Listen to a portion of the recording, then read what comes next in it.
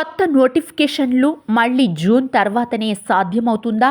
MLC ఎన్నికలు, స్థానిక ఎన్నికలకు నిరుద్యోగులకు ఎదురుచూపులు తప్పవా? నోటిఫికేషన్లపై స్పష్టత ఇవ్వాలంటున్న నిరుద్యోగులు మరి ప్రభుత్వం ఏమంటుంది? మళ్లీ వచ్చే డిఎస్సి నోటిఫికేషన్లో ఏం జరగబోతోంది? ఎక్కడెక్కడ ఎన్ని పోస్టులు ఖాళీగా ఉన్నాయి? తెలుసుకునే ముందు వీడియోని లైక్ చేసి మా ఛానల్ ని సబ్స్క్రైబ్ చేసుకోండి. మరో డిఎస్సి నోటిఫికేషన్ ని ప్రభుత్వం మరింత ఆలస్యం చేయబోతుందా?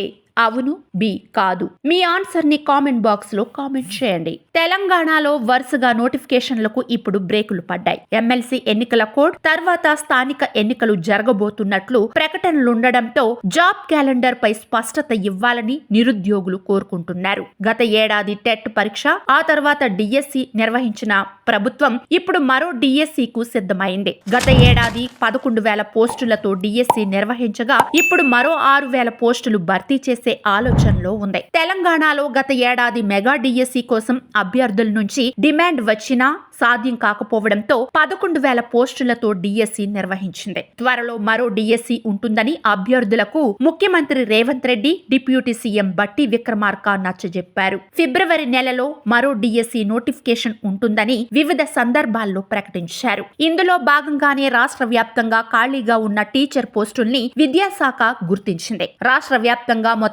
6,000 పోస్టులు ఖాళీగా ఉన్నట్టు తెలుస్తోంది. ఈ లెక్కన డిఎడ్, బిఎడ్ అభ్యర్థులకు లబ్ధి చేకూరవచ్చు. అయితే ఈసారి డిఎస్సి నోటిఫికేషన్ కంటే ముందు కొన్ని అంశాలపై క్లారిటీ రావాల్సి ఉంది. రాష్ట్రంలో టీచర్ల రేషనలైజేషన్ ప్రక్రియ జరుగుతుందా లేదా అనేది తేలాల్సి ఉంది. మరోవైపు ఎస్సీ రిజర్వేషన్లపై ఏర్పాటు చేసిన ఏకసభ్య కమిటీ నివేదిక వచ్చాక ఎస్సీ కోటా ఏ మేరకు కేటాయించాలనే నిర్ణయం తీసుకోవాలి. మరి ఫిబ్రవరి లేదా మార్చిలో వెలువరించే డిఎస్సి నోటిఫికేషన్ లో ఈ అంశాలు పరిగణలో తీసుకుంటారా లేదా అనేది స్పష్టత లేదు. ప్రభుత్వం ఇప్పటికే 2 సార్లు టెట్ పరీక్ష, ఒకసారి డిఎస్సి నిర్వహించింది. విద్యాశాఖలో ఎలాంటి ఖాళీలు లేకుండా ప్రణాళిక రచిస్తున్నారు. తెలంగాణలో ఇటీవలే టెట్ పరీక్షలు ముగిశాయి. ఈ నెల 2 నుంచి 20వ తేదీ వరకు జరిగిన టెట్ పరీక్షలకు 2,05,000 మంది హాజరయ్యారు. ఫిబ్రవరిలో వెలువడనున్న డిఎస్సి నోటిఫికేషన్ లో ఏ జిల్లాలో ఎన్ని పోస్టులు, ఏ కేటగిరీ పోస్టుల వంటి వివరాలు త్వరలో తెలుస్తాయి. ఒక్కో సబ్జెక్టుకు 5-6 పోస్టులు ఖాళీగా ఉండొచ్చని